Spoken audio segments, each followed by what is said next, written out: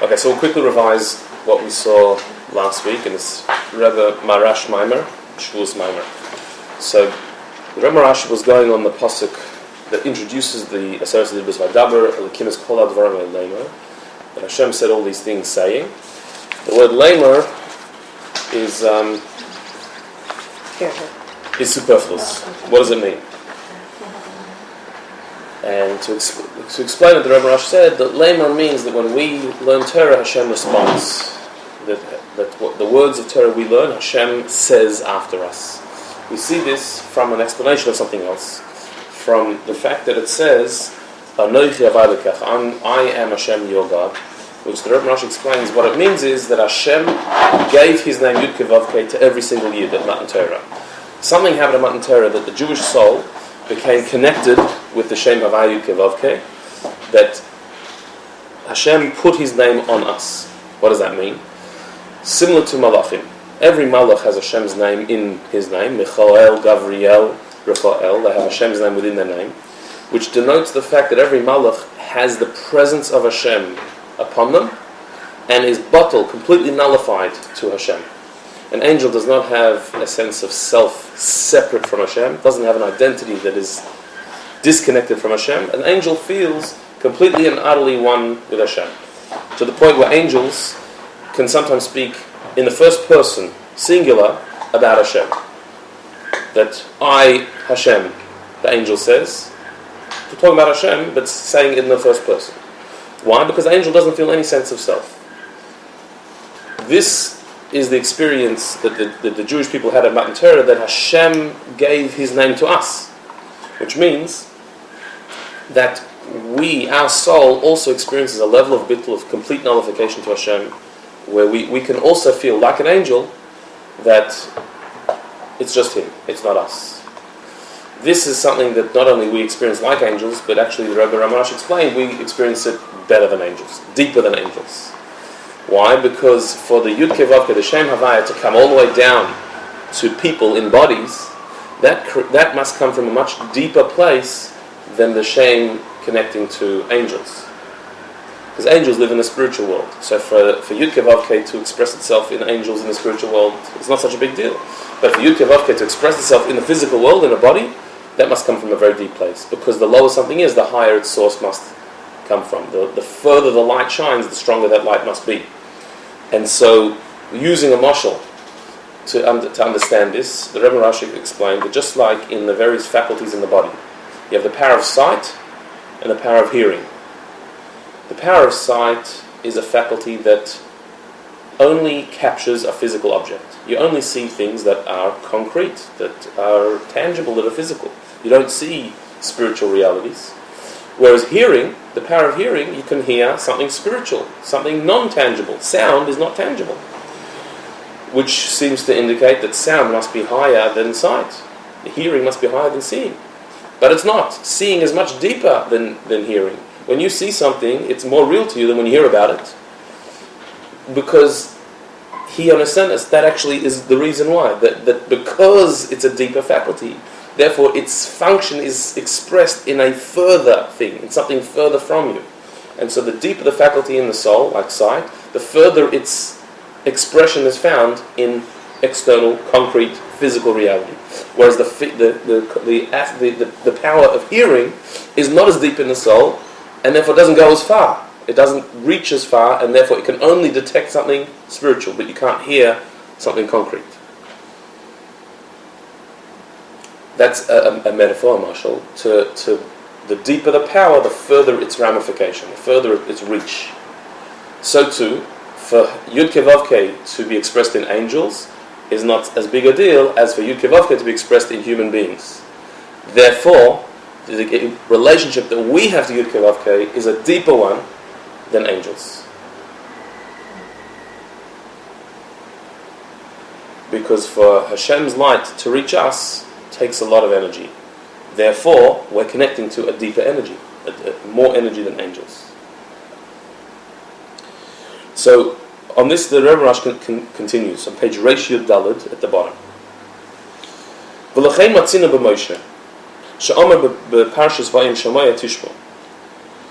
We find that Moshe Rabbeinu saying the parasha V'haya im Shemaya, the second paragraph of the Shema, which appears in the book of Devarim, Moshe Rabbeinu says, "V'nosati mitar atzachem," I will give you rain in your land. V'luchura tzarich loimer tzarich lahavin eich amar kein jehu anois and mata.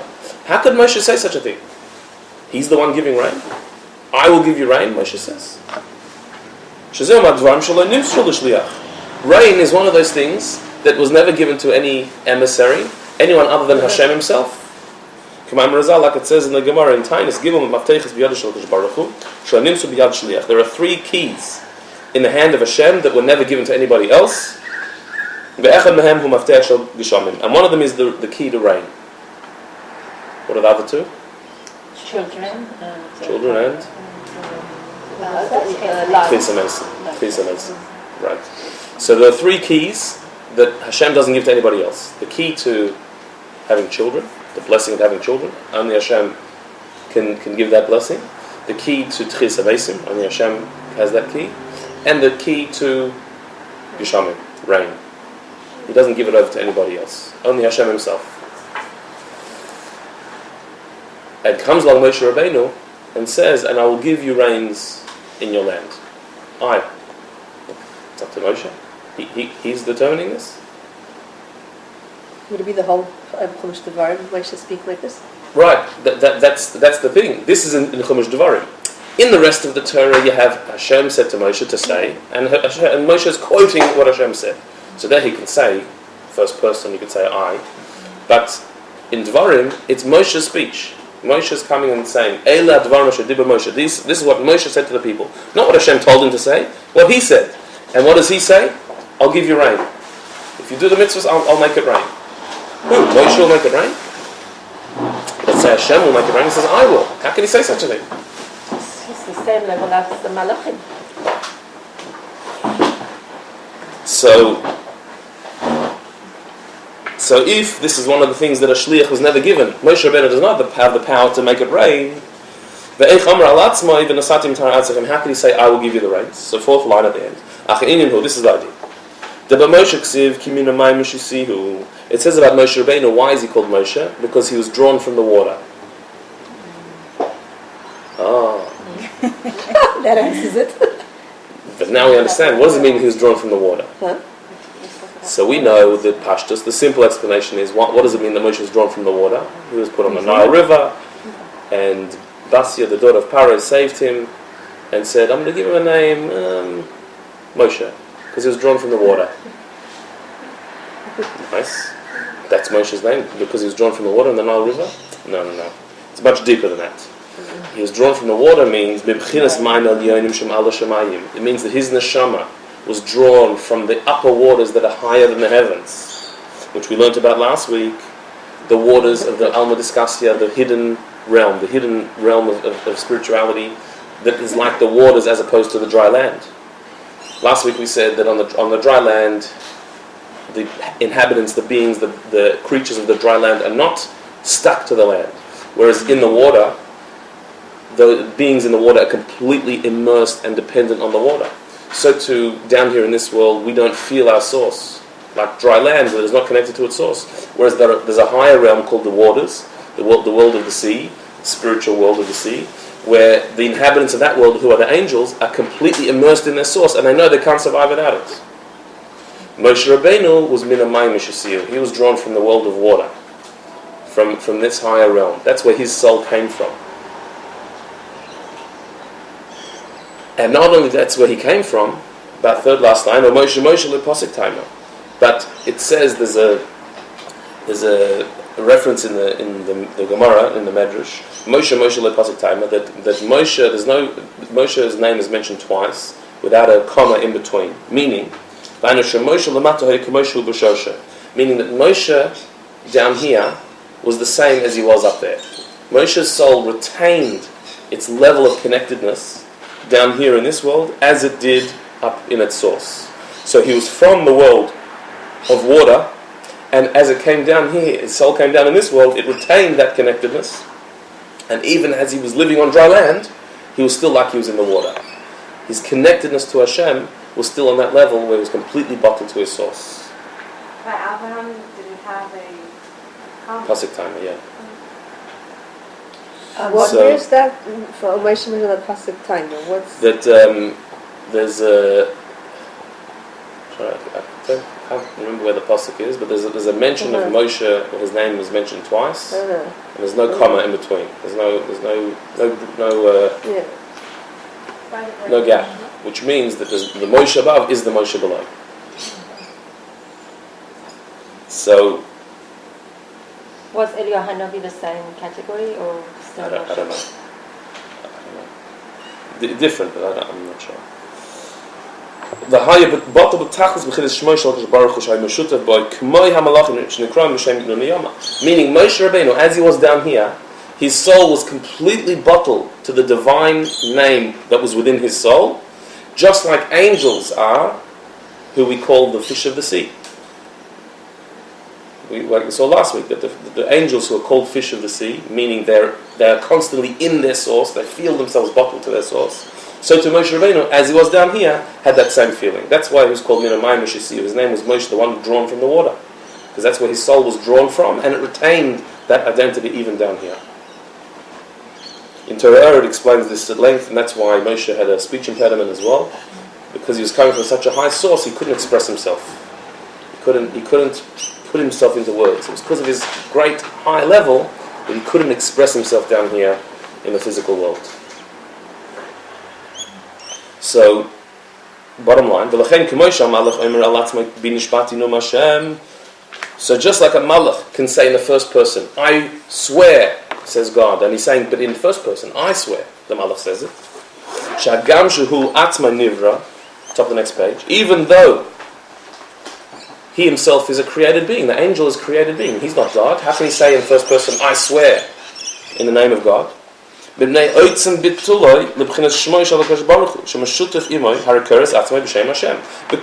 the angel is completely nullified to the divine name within him, so the angel can say first person, I swear, even though it's Hashem swearing, because there's no separateness, he's not separate to Hashem.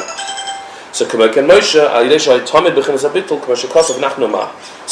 Rabbeinu, he's on the same level. He's on a constant state of bittul, like Moshe said about himself, what am I?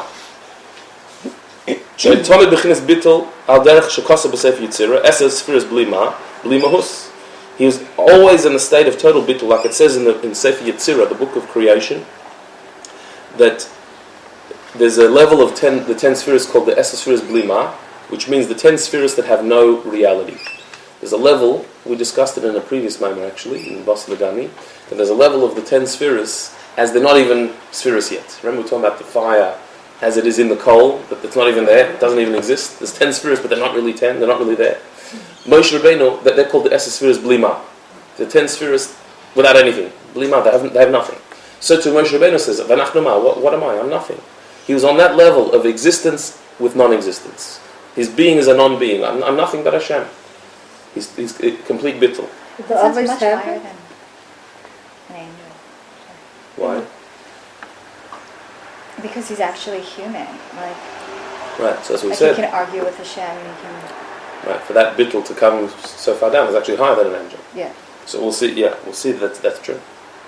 And did the others, would they have been on this? They'll call them Merkava, which is also a level of bittul, but a Merkava there is something there, just it doesn't have its own opinion, it just follows the rider, but it's still a Merkava. Moshe was on a high level, complete bittul, I'm nothing. There's nothing here. So fourth line, so to Moshe Rabbeinu's bittul to Elokus, meaning to the divine name within him, so therefore he could say first person, I will bring you the rains. Do mitzvahs and I'll bring you the rains. What? Moshe's bringing the rain? No, there's no Moshe here. What am I? I'm nothing. It means Hashem. But Moshe could say that first person. Where does it say Benachnuma? When there was a complaint against Moshe, I think to bring down, when they were complaining about the food or something, So Moshe said, "Nachman, what am I? You complaining? Like, who am I? I'm nothing. Like, it's Hashem, not me. I'm just a conduit to Hashem." So when he says in first person, "V'nosati, I will give you the rains," he's talking about the divine name that is in me, Hashem that is in me, will give you the rain. But I'm nothing. I'm completely nullified, like the angels called the fish of the sea that have no identity whatsoever other than the divine within them. So with this we can understand an interesting thing. With this we can understand the bracha that Yaakov gave to his children, and we give it to our children as well, that they should multiply like fish to be plentiful within the land. They should be plentiful like fish within the land. You should multiply like fish in the land. So we have a much deeper understanding of this bracha now. Pirish, what does it mean? Specifically like the fish in the sea. That their entire life force is from the sea and they're completely immersed in the sea. So in avodah, what that means is that you should always be in a state of complete bittul, immersion in your source, feeling no sense of separateness. Like the angels which are called fish of the sea. So the bracha is that v'yidgul aroiv b'kerev haaretz, k'mo keniyah b'kerev haaretz. So you should be on that level when you're on the earth, on the dry land. Shegam ba'aretz hi bechinas almadis galia neshamas shemal b'ashim b'gufim yigam k'medreis k'mo dagim shebayam. That so too on earth, when you are on dry land, almadis galia, the revealed world, you're not in the sea anymore. You should still retain that same level of bittul as you had in your source. Yidgul aroiv b'kerev haaretz. So we thought the bracha meant Yidgul aroiv b'kerev haaretz. You should have a lot of kids and be very plentiful. Yes, it is that, but it's much deeper than that. Because why be Yidgul?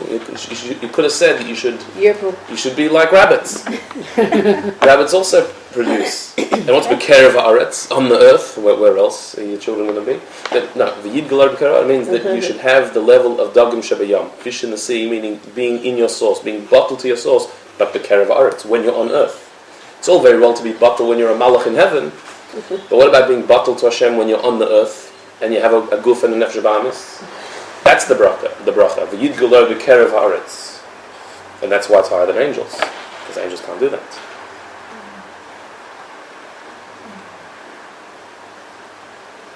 And in fact, says the Maharash, in fact, this is referring to a much higher level in the sea than the angels handle. Because even within the sea, within the hidden worlds, there are levels higher than others.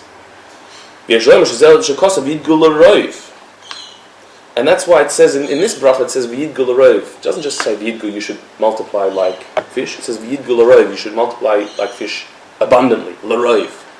Meaning, you should reach a very high level of the alma diskasya, a very high level of this sea connection, higher than angels actually reach. Like the difference explained elsewhere between the level of chesed and a rav chesed. The word l'roiv means an abundant level of the sea. The yidgul l'roiv. So too here there's a difference between the level of dagim, fish, which is angels, and the yidgul l'roiv, which is human souls that come from a higher source than angels, and therefore are able to maintain that bittul even down here in the physical world. Because we come from a higher source, we can take it lower. So what the bracha is in the end, the bracha we're giving is that you should have the level of Moshe Rabbeinu. Just like Moshe Rabbeinu was min hamayim shesihu, he was drawn from the water, but Moshe leposik taima, that he maintained his level down here when he was born. The whole room was full with light when he was born. Why? Because the holiness that he had in his source, he maintained when he came down here. So too, v'yidgul aroiv, we give our bracha to our children, you should also be like the fish in the sea, but l'roiv, a higher level of fish in the sea, higher than angels, But it should be B'kerev Haaretz, in your day-to-day life, down here in your physical world, in your body. So now we can understand that for Moshe Rabbeinu it was much easier to stay 40 days up in Shemayim than living in this world down here. Yeah, sure, that wouldn't have been too hard. Everybody said it was a miracle, like he stayed without food and water for 40 days. It is a miracle, but that's his style. Like that's Came natural to eat already down here. Okay, then there's some cross references which we won't look now. Go to the next paragraph. So, going back to where we got here in our discussion, V'zeu adnei bam sina b'kodesh. We now understand the verse that we quoted earlier from Tehillim. It says that adnei bam, that the name Adnei is in them, sina b'kodesh, at Sinai with holiness. Which we said, what's this going on?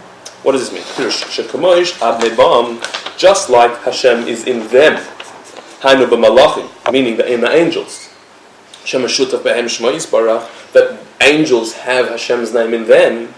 K'moken adidei sina b'kodesh, so too through the holy experience of Mount Sinai. Hainu adidei shekiblu Yisrael kedusha satorah b'mitzvahs bar Sinai, meaning through the receiving of the holiness of Torah and mitzvahs at Mount Sinai that the Yidden received. Through that, Hashem's name became connected to our souls. V'karan Elikim, and Hashem calls us Elikim. Like it says, Elikim, Elikech Anochi, we quoted the pasuk that says, Hashem refers to us as Elikim, I'm your God. Elikim, I'm your God. But V'adrabah, in fact, we explained that the revelation that souls have of Hashem's name is higher than angels. But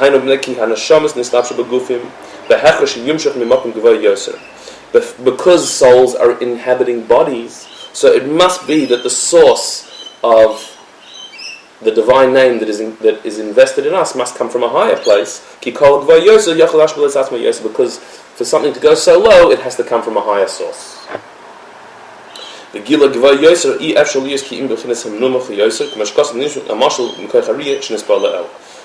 the power, the higher power something is, the further its revelation will be. It can only be expressed in something further away. As we said earlier with the mashal of the power of sight. So this is what it says. There's a pasuk that says, when you ride on your horse, referring to Hashem riding on a horse. Shekoya Matan Torah, which is referring to Matan Torah. Shenimshul Merkava Zu L'Susim Dafka. That the Merkava, the chariot that Hashem appeared on for Matan Torah, is led by horses specifically. Why horses? Because the revelation that happened in Matan Torah, in Israel, which is Hashem giving His name to Jewish people in physical bodies, is a far greater revelation than Him giving His name to angels. So therefore, the chariot that Hashem rode on, as it were, to reveal Himself, was dafka led by horses. Which is higher than the chariot that Hashem rides when He reveals Himself to angels, which is led by kruvim.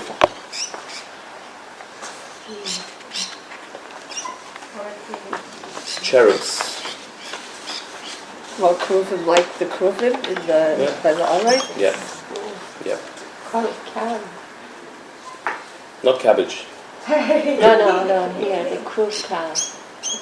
Kruv kal, lightweight, like a fast chariot of cherubs. So when Hashem reveals Himself to angels, He rides on a chariot. That's how He appears, but the chariot is led by kruvim. Whereas when He reveals Himself to people, His chariot is led by horses. So you would have thought, which is a higher chariot, which is a better vehicle? Led by kruvim, horses. No, b'hainu. The next page. For this revelation to reach all the way down to Yisrael, the Jewish people enclosed in bodies, it has to come from a higher place. as we've been explaining. L'chen hi al Yesusim dafka. That's why it has to be through horses. Meaning, v'aynu k'moish anu roim b'shasus yachal ha'oiveles ha'adam al gabi har gevaya. Or k'mokin laherd m'makom gevaya l'makom namuch ba'oid. Just like we see physically, a horse is able to lead a person, ride them up to a very high mountain or into a very deep valley. Horses have this amazing power of transportation to even difficult places, steep up or down they can take us. So too, for there to be a revelation of Hashem at Matan Torah, that Hashem should come down to Mount Sinai, a physical place, it has to be through amazing energy of revelation. So while Kruvim might be very holy, but they're not as energetic as a horse. A horse just means pure, raw energy, strength. And so obviously we're talking metaphorically, there's no horses in heaven. We're talking about the what transported the revelation of Hashem. It was a horse energy, meaning a very powerful, energetic revelation that had to come from so high to so low. So it wasn't the subtleness of a kruv that could lead such a revelation. It's the raw power and strength of a horse that revelation is, that represents that revelation. וזהו פנים בפנים דיבר השם עמכם. פירוש על ידי יסרס הדיבר שדיבר השם עמכם, על ידי זה נעשה השם עמכם, שנשתתף שמוי עם כל אחד ואחד מישראל. And that's a new explanation in another verse. It says, פנים בפנים דיבר השם עמכם, that Hashem spoke face to face with you. It doesn't say he spoke to you. You usually would say that Hashem spoke elecha, with you. It said that panim b'panim, face to face, diber Hashem imachem, spoke Hashem with you. What this means is through the Aseres HaDibros, the Dibber Hashem, the result was Hashem imachem, that Hashem is with you.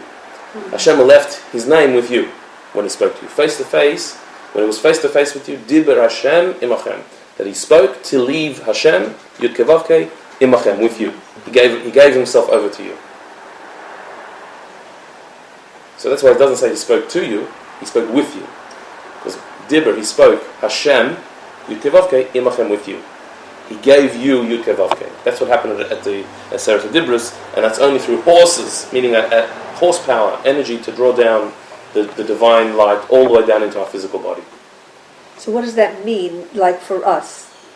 What was before and what happened now at Matan Torah?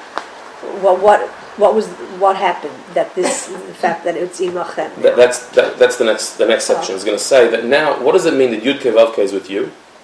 So what he's going to explain is what this means is that your soul has the letter Yud in it, the letter Hey in it, the letter Vav, and the letter Hey. And then he's going to explain not only that, but your body also has Yud and Hey and Vav and Hey. Let's have a look. The next paragraph there. That is why now, in our avodas Hashem, in the powers of our soul, we, each one of us, have Yud and Hey and Vav and Hey. Shayud hu b'chinas chachma. Yud is chachma. V'Hei hu b'chinas hasaga v'avana. And Hey is bina, hasaga and havana. Meaning, so Yud and Hey are chachma and bina. And in our service of Hashem, there's chachma and there's bina. Yud and Hey, whatever. Shayud hu b'chinas nekudas skiras haseichel. Yud is just a point. It is the point, a flash of intellect, a flash of insight. But v'Hei hu b'chinas hasaga v'avana is boinun l'gdulas ein so baruch hu barichus is boinunus. But Hey is a lengthy, extended contemplation on the greatness of Hashem with an extended meditation. Lahavin David Matoich David, to understand something from within something else. Just like in the intellectual faculties of Chachma and Bina, Chachma is the original spark of insight. Bina is then the expansion of that insight into words, fleshing out the idea. That you first have an idea, it pops into you, or you have an understanding where I get it, but then you have to develop that through putting it into words and expanding it. The Yud is the point of Chachma. Yud is just a point. Hey is a full-bodied shape, which is Bina. So that's talking about a normal intellectual experience. Here we're talking specifically about in Avodas Hashem.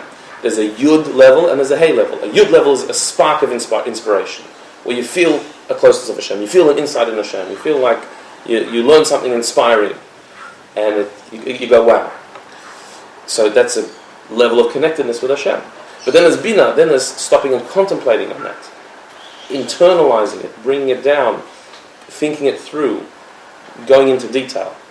It's not enough to just say, wow, that was a cool idea, and then let's see what the next idea is. But to stop on that idea and to actually draw it down, put it into words, personalize it, put it into your own words, meditate on it at length to really understand it. Chachma is the exciting first flash of inspiration. When you learn a concept and like, oh, that's a nice one. But Bina is then breaking it down, slowing it down, expanding on it, dwelling on it. And so there's a place, Rashi defines Bina, quoting the Gemara, as lahavin davar metoich davar. Bina is to understand one thing from within something else. To extrapolate. Meaning if you've got this information, so that you can extend it to understand something else further. Chachma is just an insight. Bina is taking that insight and then applying it to further examples. To work on it yourself. Not just to accept the flash of Chachma, which was given to you, but then to create your own Bina, to extend it to other areas. Lahavin davar mitoich davar. To understand one thing from within something else.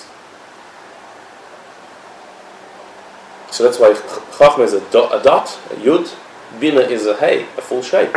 Because from that one dot, you then expand it into a further understanding. So Chachma is therefore a much more passive experience. It hits you. Bina is an active experience. You work on it. You develop it. But a deeper understanding of Lahavin davar metoich davar, what it means to understand something from within something else, on the fourth line here. Pirush toich davar, what does it mean, understanding something from within something else? Toich davar, within something else, within something means hu b'chinas mamala kol almin. That refers to the level of Hashem called mamala kol almin, which is toich davar, within something. Hu b'chinas uvatui mechadish b'chol yom tov masav reishis, meaning, we'll understand. It means that Hashem renews constantly creation. He pumps His energy into creation to enliven it. Shekol eisa v'chol rega nimshach hamshacha chadasha lahachis lachadish olam izmayim liyesh. Every moment, every second, Hashem is drawing down a new divine energy in order to maintain and renew the worlds from something to nothing every second. That's the Ur HaMamala Kol Almin that fills all of existence with power, with energy. And that's what it means. The Pasuk says that always, forever, your word is standing in the heavens, Hashem. In the Medrash Tanchuma, it's explained. And in the Tanya, it gives this explanation in the name of the Baal Shem Tov, even though actually it's found in the Medrash as well.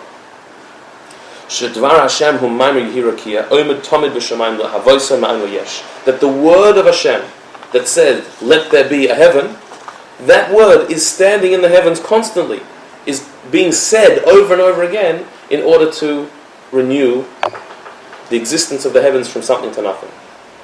And if that word of Hashem would stop, even for an instant, so then the heavens and everything, all of creation, would go back to nothingness.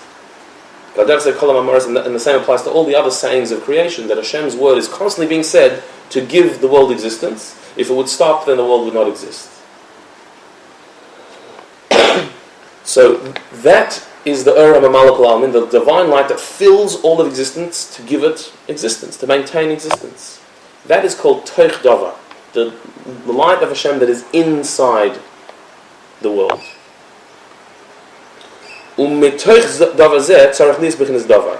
Bina means to understand Davar mitoich Davar. From this mitoich Davar, from the light of Hashem that fills all worlds, you have to then extrapolate something else, another light of Hashem, which is the light that surrounds all worlds. The infinite light of Hashem, about which it says that I fill all of existence. That is the essence of Hashem that fills all of existence, but not in a revealed way, in a hidden way, which is beyond. So we'll understand in a minute. Let's finish the thought.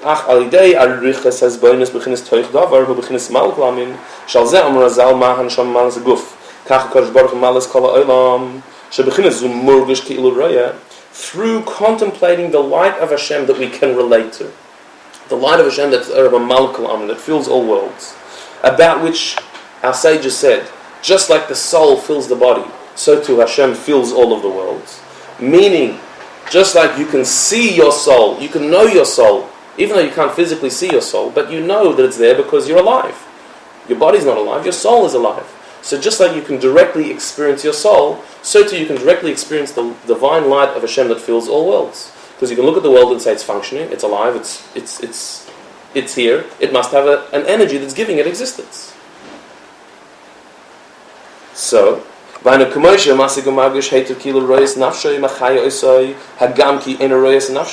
just like you can, it's almost like you can see, you can feel, you can sense your soul because it gives you life, even though you can't physically see it. But your knowledge of your own soul is so real, it's almost as if you see it.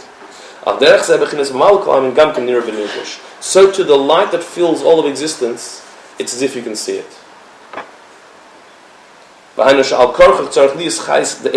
Because there must be some source for the life of this universe, the existence of the universe.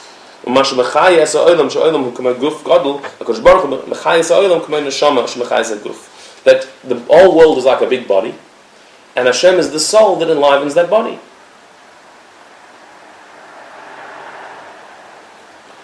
Again, what do we say? We're in the middle of a sentence, but let's explain. That this is something that it's explained throughout Chassidus. You don't need to have emunah that Hashem exists. You don't need faith for that. That you can know. That is an obvious fact. Just like you don't need to have faith that the soul exists. The soul is an obvious fact. You are alive. Your body is a big piece of meat that is not alive. So there is something that enlivens your body. The difference between a corpse and a living person is there's nothing missing in the corpse physically. There's no limb that fell out. It's that there's no life force that's making things function. There's a force that enlivens the body.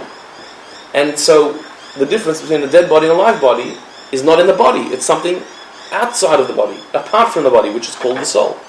That there's something that makes the body function, live. That is called the soul. You know it. You know you have a soul, not because you need proof of it, not because somebody needs to convince you of it, because you're alive. So what is giving you life? Soul. Okay, so other people might deny that. That could be illogical if they want. Or they can give it a different name, not soul, but some other description. Fine. But that's just words. There's a life force that makes your body alive. It's something that you don't see it with your eyes. It's not visible, but it's as if you see it. By the fact that you're alive, you see that there's a life force there. It's an obvious fact. You don't need to be convinced of that. It's a reality. So too with the world. Just like the soul fills the body, so too Hashem fills the world. That the world is a big body that Hashem enlivens. And the fact that Hashem enlivens the world is an obvious fact. Because how else does the world function? Why do things grow? Why does the sun shine? Why does the system keep on working? What makes it move? There must be an energy moving it, enlivening it, vitalizing it, animating it behind this whole system. There's obviously an energy there. That's what we call God. That's just an obvious fact. So, your soul is something you can directly experience. Hashem in the world is something you can directly experience. You can contemplate on it because it's right in front of your eyes. That is called the Toich Davar, the divine light that is within the world. The Ur HaMamala Kol Almin. Bina, the power of Bina, means to be misbonen, to contemplate, to understand one thing from within something else. Davar mitoich davar. What's the Toich Davar is the divine light that is in the world. From contemplating the divine light that is in the world, you can extrapolate and relate to a divine light that is beyond the world, called Sober Kol Almin. If Hashem fills all of existence, He must also be beyond all of existence. Because He's not limited to the universe, He's not limited to the world. He's the source of the life force in the world. Therefore, if he fills all of existence to give it life, he must also, by definition, be beyond all of existence. Because he's the source of the energy that's within the world. He's not limited to the universe, he must be also beyond it. So, even though the level of Soviv is not a level that we can directly relate to, because by definition, Soviv means what is beyond. Beyond means you can't relate to it. You can't relate to it directly. But through the Ur HaMamala, the light that fills all of existence, which we can directly relate to, we can extrapolate some relationship with the Ur HaSoviv K'Lalmin, the light that is beyond. And that's called the power of Bina, to extrapolate one thing from something else. Davar mitoich davar. Davar means the Ur HaSoviv, from toich davar, the Ur HaMamala.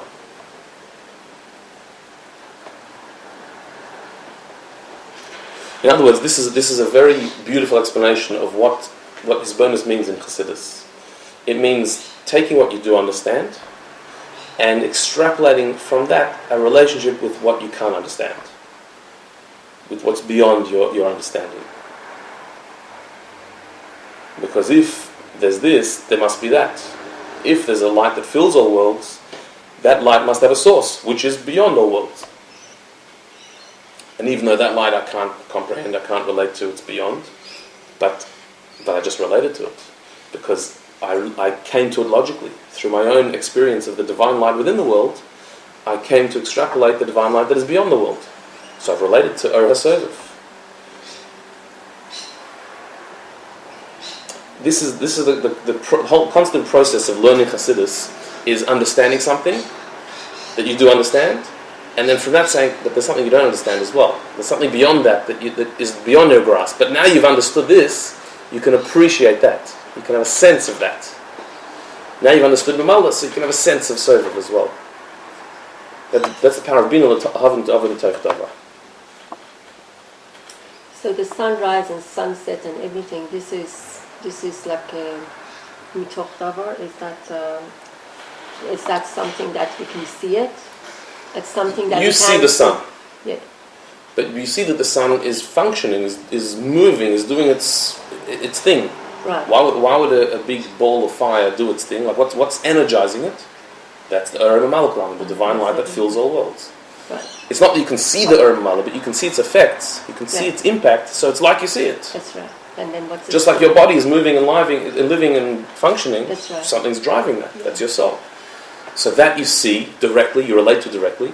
From that you say, well, the light that fills all worlds, including the sun, that is not all God is. Hashem is not limited to the universe. Right. That's just a ray of light that he invested in the universe of himself, which is beyond. Things that we don't really know, we don't see it. Yeah, totally beyond the universe. The universe is a tiny, infinitely small speck in the scheme of creation. It's nothing. Hashem's light is way beyond that. So if we have a relationship with the light that is within the world, we can extrapolate the light that's beyond the world. That's the power of Bina. And then we've somewhat related now to Ur HaSoviv. Through Ur Mamala we relate to Ur HaSoviv. Look in the words, the fourth last line. Umibchinas toich davar hainu mamala k'lalmin tzarich lis b'chinas davar u'b'chinas soviv k'lalmin. From this toich davar, the light of Hashem that fills all worlds, we know there must be a light of Hashem that is beyond all worlds.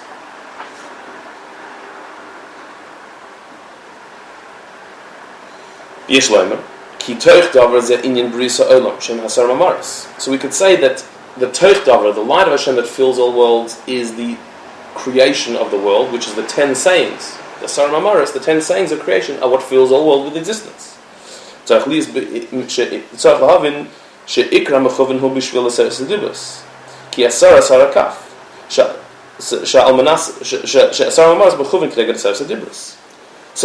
to say that the purpose of creation, the Asar Mamaris, is the Seres HaDibros, the 10 commandments. That we said earlier, that the whole purpose of creating the world was to bring a purpose through Torah. Like it says, Hashem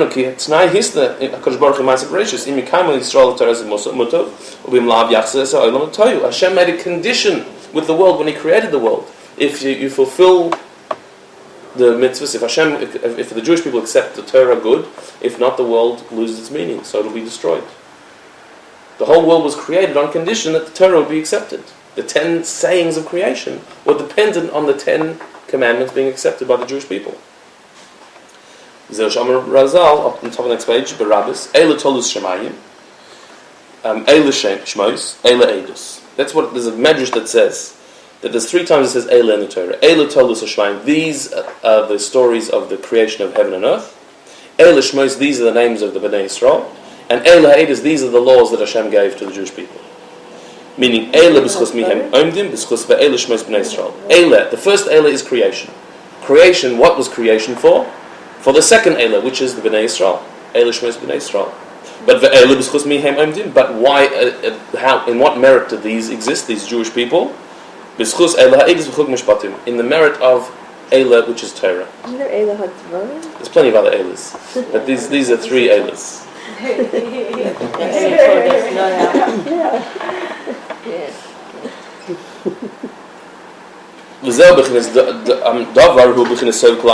And so what Sov Kalamin is Torah. Through Torah we draw down the Ur Sov Kalamin into the world. The world as it is created is the Ur HaMamala, the light that fills all of creation. The Torah is the light beyond, the light that is beyond all of creation. And it's through Torah that we draw into the world the Ur HaSoviv. Into Mamala, Soviv, we unite the two through Torah. The Aseres HaDibros draw down the Ur HaSoviv into the Aseres HaMamaris, which is the Ur HaMamala.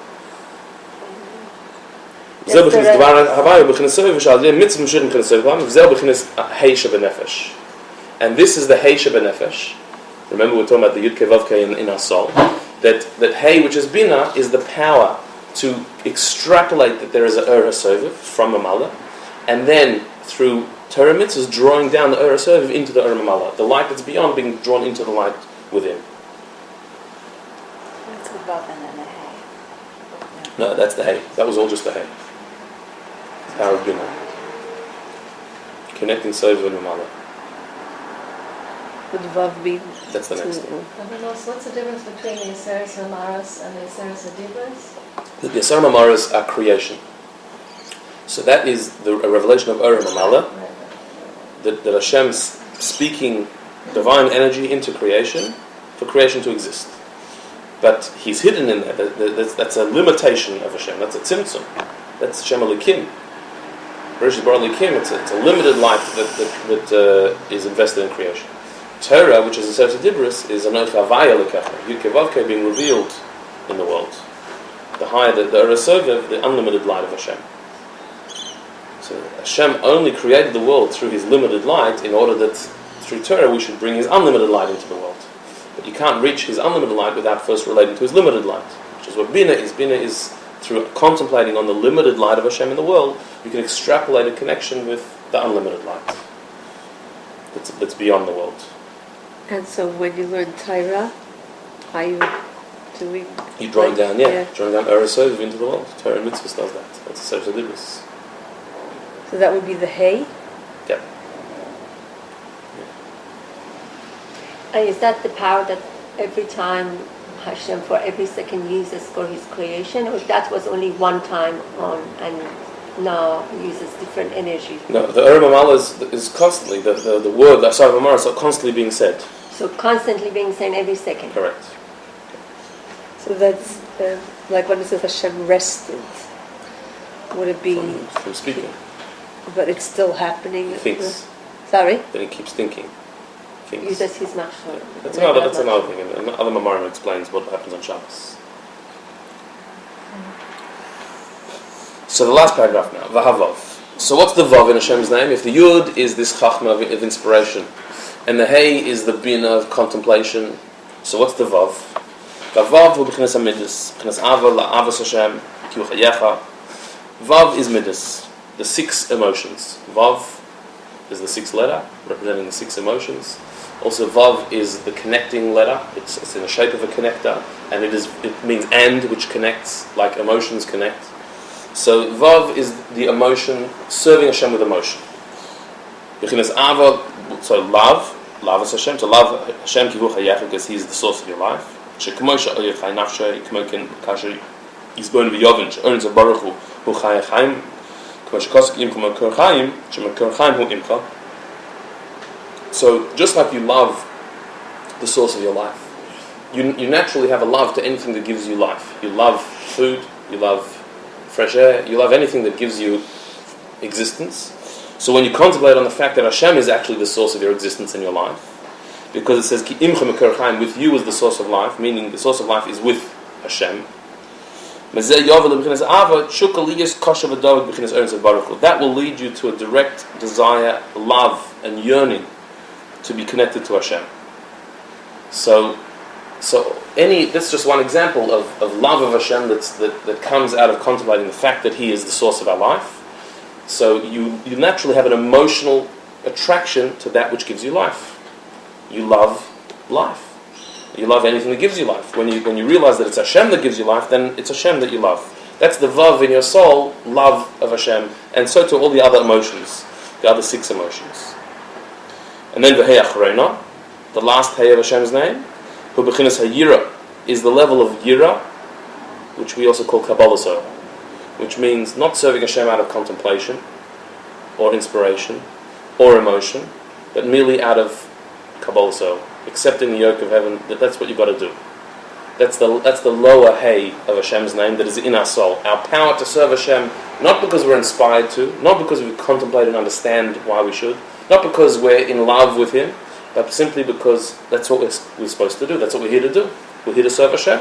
Whether we like it or not, whether we're in the mood or not, whether we're inspired or not, you have to do it.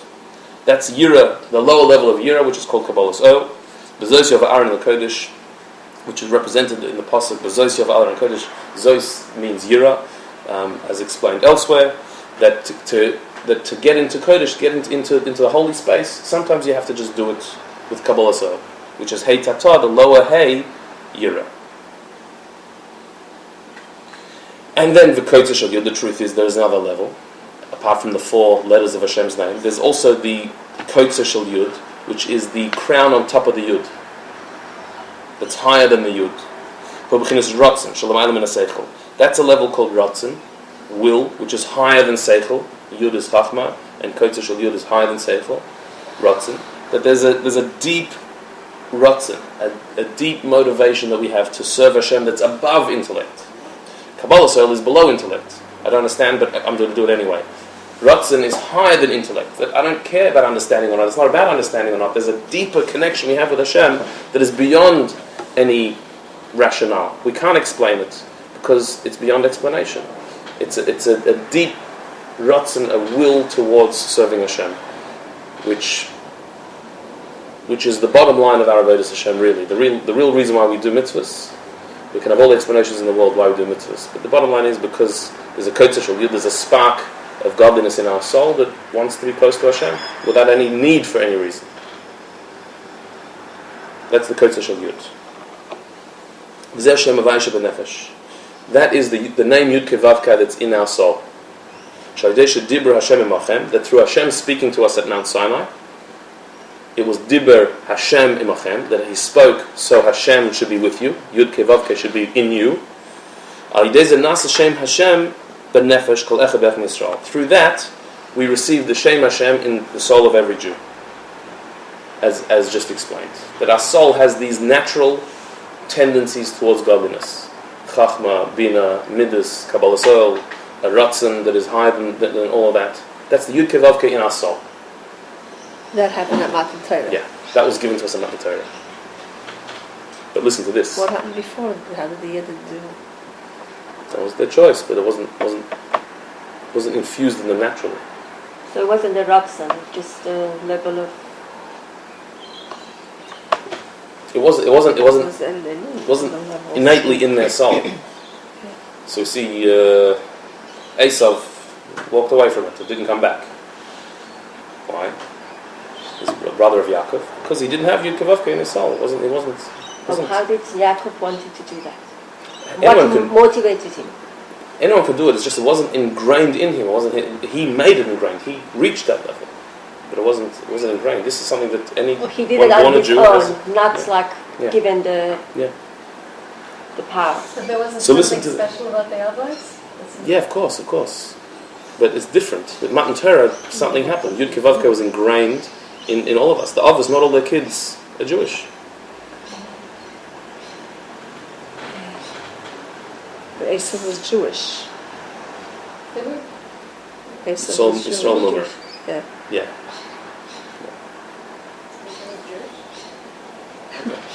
We have to. But his mother was. Let's just finish the line. ובכדי שיהיה גוף חומר מוכן לצורת הנפש, יש בגוף גם כן תמונה שם הוויה. But we are saying that not just the soul has Yud Kei Vav Kei in it, but the soul as it is in the body, down here, has Yud Kei Vav Kei in it. So it's all very well for the soul to have Yud Kei Vav Kei, but for that soul to be able to inhabit a body and function and express itself through the body itself also has to have Yud Kei Vav Kei in it. If Yud Kei Vav Kei is in our soul, but our body is some physical piece of flesh, so then what good is it going to do? What help is it going to be having Yud Kei Vav Kei in the soul if it doesn't fit the body?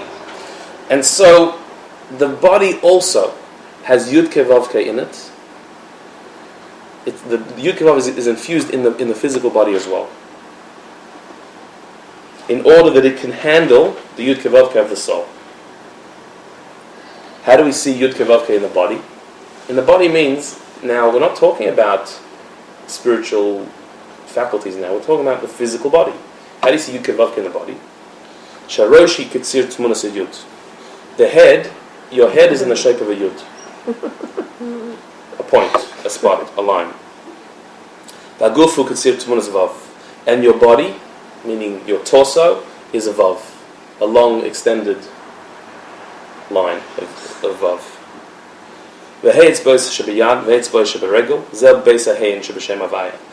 your 5 fingers and your 5 toes are the 2 hays of the Shem Havaya. So the Yud is the head, Vav is the body, and the 5 fingers and 5 toes are hay and hay. How does that seriously affect our soul? Oh, we'll see. So what are we saying? That you see Yud Kei Vav Kei in the shape of your body. Meaning, the fact that Hashem gave us Yud Kei Vav Kei, Dibber Havaya Machem, that Hashem spoke to us in order that Havaya should be with you, doesn't just mean that it permeates your soul with Chachma, Bina, Midas, and Kabbalah Zoel, and the Ratzon that's above it, but it even means that it permeates your body, your physical body. That your body is in the shape of Yud Kei Vav Kei, meaning that your physical body is a ready vehicle to accept the Yud Kei Vav Kei of the soul. You're able to express the godliness that's in your soul through your body because your body is created in the shape of Yud Kei Vav Kei.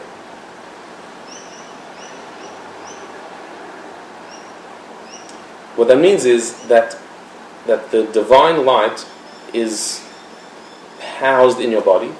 Your body is a receptacle for Hashem's name.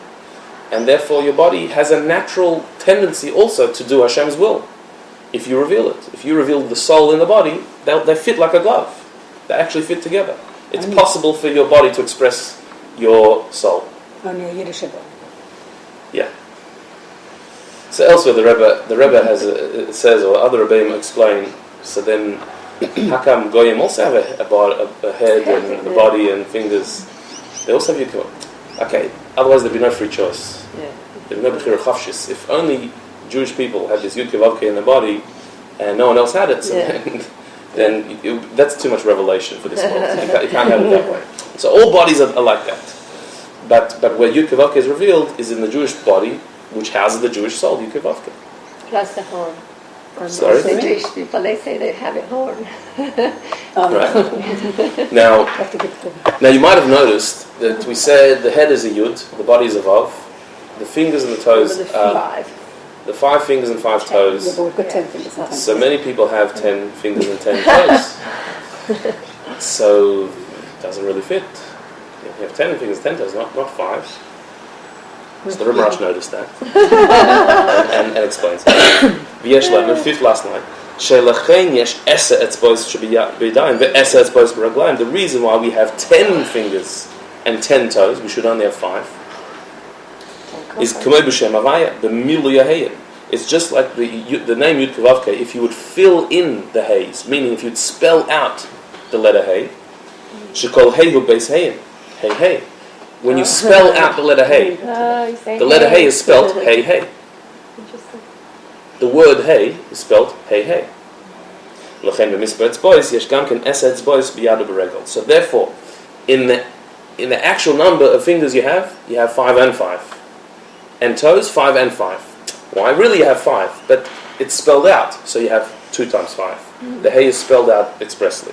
There are 5 shapes. בידי שבגוף האדם יש ציר שם הוויה, לכן הוא חומר מוכן לקבל צורת הנפש. And so therefore, because the physical body is in the shape of Yud Kei Vav Kei, therefore it is a ready receptacle to receive the shape of the soul. It's a glove that fits the soul in it.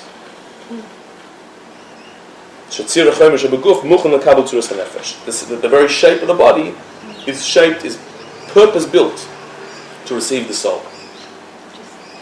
That's why we walk upright. Right. So you might say, well, that's very nice to say, hey, you spell out the hays, but like, yeah, well, you know, and you can always do that, and then, you know, like, why do that? So the Rebbe actually explains in a moment based on this one that no, it's specifically spelling out the hays, because the spelling out of the letter means drawing its inner power. When you spell out a letter, you take that which is hidden within it and you reveal it. And so because for the Yud Kei Vav Kei to reach the body, that takes a much deeper power. So you have to dig deeper within the Yud Kei Vav Kei to reveal its inner powers, and that's how it can be drawn down into the body. That's why you have to actually spell out the hays. You have to draw out what's hidden within the name of Hashem. And so therefore, like we said earlier, for Hashem's name to join onto an angel is not as big a deal as for Hashem's name to join onto the human soul. So now, a step further, for Hashem's name to join onto the human soul is not as big a deal as for Hashem's name to join the body. That's even deeper. And so it's dafki in the physical body that the greatest divine energy is revealed, which is why the Torah was given to us in And bodies. before the Torah, the people also had Also for the shape. Torah, yeah, for the Torah. And where is the Kotzah Shel Yud in the body? He doesn't mention that. Doesn't mention the position because it would have to be. That would be higher than the body, assumedly. That was a yarmulke. It wouldn't be Mila. Shaitel. Wouldn't be anything like Mila. That's nothing to do with that. I don't think so. No, I think so. It's And what is it? yarmulkes and shaitels. And what is the level of hay in Hashem's name? There are 2 hays in Hashem's name. What are those